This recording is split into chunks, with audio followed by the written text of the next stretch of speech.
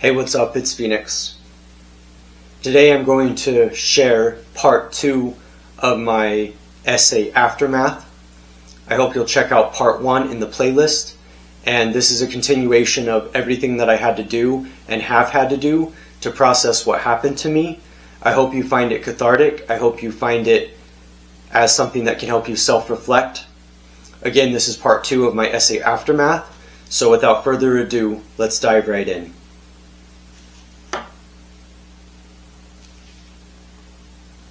Well, since you ask, I can say I am a very different person. I don't know how I feel about anything, about everything, about the human condition. It's been a difficult experience, to say the least.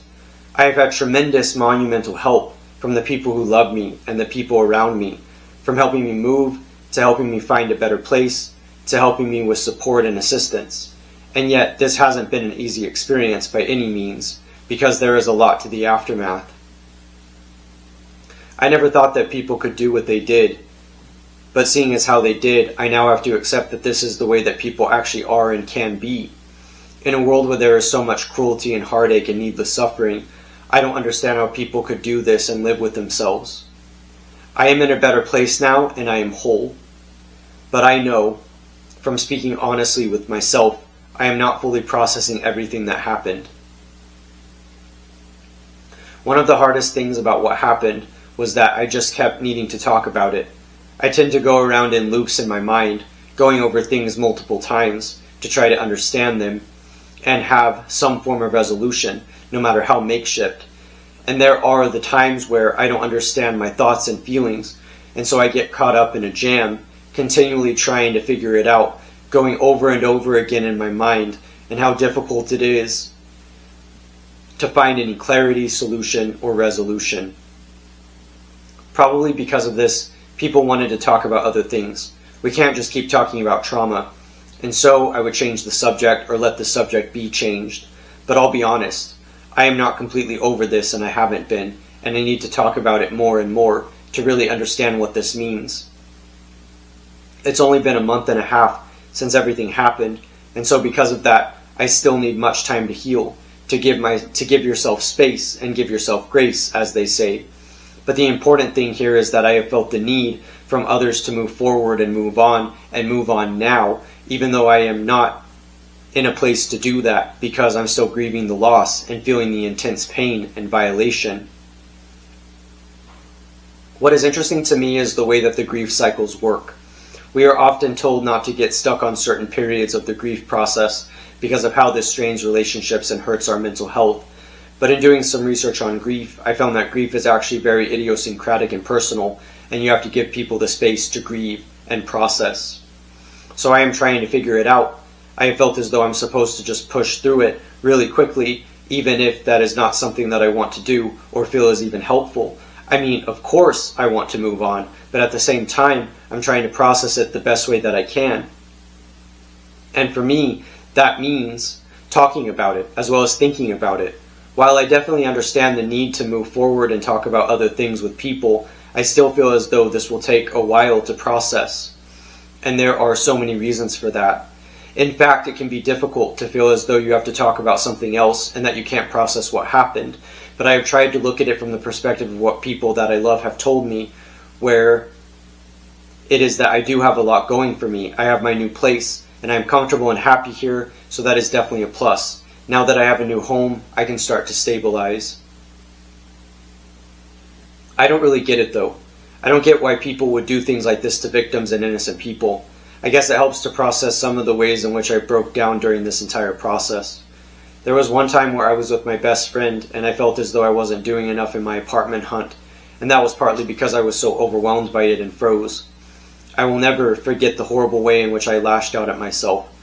While I understand that this is a part of my wiring, probably a part of me that many people do not understand, I still never want to lash out again because it isn't helpful to the process. But I was so low at the time, feeling worthless and like I couldn't do anything, that I really had a hard time for a minute there. I hate myself, saw myself as useless with a useless brain, and I tore into myself and struggled. What I realized throughout this process is that I do lean towards anger, and I realize that I can't always suppress it, It's my rage and midnight mania. There is a way in which that anger is going to be there, whether I like it or not. There is a way in which I am going to feel what I feel, and I have to have radical acceptance to accept that that is just the way that I am. But when I spend so much time in counseling trying to get a handle on my mental health and on interpersonal dynamics and relationships, and I still seem to struggle severely, I can be really unsure on what I'm even supposed to do, and I don't really know what to do. Maybe that is partly what was so disorienting and scary about my situation. Aside from the obvious fact that I could have been homeless and I could have lost everything, I didn't, which I'm grateful for. It was obvious that part of the fear came from the fact that I didn't know what to do.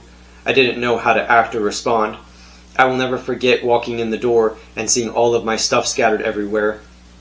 I don't understand what possesses people to trash and defile and profane a place like a home, what was my home and safe space, just because they could. It seems so unbelievably cruel that they would do that. And I also know that nobody has an answer as to why people would do that, which is part of the difficulty and where the breakdown in communication comes from. So I definitely have had a lot happen. A big move and a big change, the break-in, the loss of my grandmother, the loss of my health insurance, and so many of the things that happened in the interim of this violent experience. I don't know why things are this way. It just doesn't make sense sometimes, and you have to do your best to try to get through it anyway. There was a time there where I wasn't sure I was going to be able to get through it at all because of how much was at stake and how much I kept breaking down. I had really been working hard in my life to figure out what I needed to do better. I had been trying so hard to figure out what the right things are, and yet I have met constant resistance. It is probably true that people don't really care, at least people out in the world, and that can be tough to have to experience. Obviously, if someone really wanted to get it to hurt, they would trash your place and steal everything that had any significance to you, and they literally would only get a few $100s at the most, even though I invested in all of the materials and equipment that I had for years. I do know that people care. However, and that has been one of the best things about the process, is that I know that people do really care. My friends and loved ones and family have come together to help me out, and that really means a lot to me. So while the people that do things like this couldn't care less, I know that there's many people in the world who do care and help me try to figure things out. So the biggest thing that I'm trying to figure out is, how do I move forward? How do I become kinder and more compassionate to myself? How do I figure out what to do next? What is my move now that this has happened? I don't know. I find myself still not becoming bitter and mean and angry and rude, even though I have continually faced rejection from my writings and music and in life, and even though I am not where I thought I would have been by now in life. Organic growth versus mechanical growth. That is why it is so difficult. I feel as though I am not where I want to be yet, despite putting in all the work and making such a diligent effort and not complaining or comparing. Lately I have felt that because of expenses and things that I have to cover financially, my art has taken a back seat, which pains me and which really hurts. I'm struggling to afford music lessons, and I've lost pretty much all of my equipment in the break-in.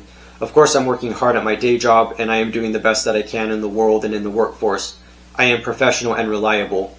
But it would be so nice if I could get a little bit further along in my writing and my art, or in my life in general, but it has been very difficult, nearly impossible, and that definitely doesn't help the situation, even though I know that that is a separate issue that I can work through eventually. I still don't like it though. It makes me feel like a failure. To me then, that is one of the substantial parts of all of this, is that I recognize that while things have changed significantly, and while I'm not the same because of this experience, I need to focus on the good, and continue to cultivate my compassion and craft.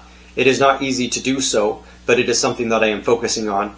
It is something that I am trying to figure out and that I take seriously. The way that I understand it is that I have changed a lot because of trauma and hardship, but I am actively reprioritizing things to focus on what really matters and what I really care about. It can be a very sobering process, but it's incredibly important to this thing we call life. I still am creative and thoughtful. I am reflecting and contemplative. I still take action and I still keep trying despite it all. To me, that is what matters here, is that I can continually act in the world, deciding what I do and what I will do. I have choices. It is definitely something that is on my mind, something that I am focusing on. I am hopeful.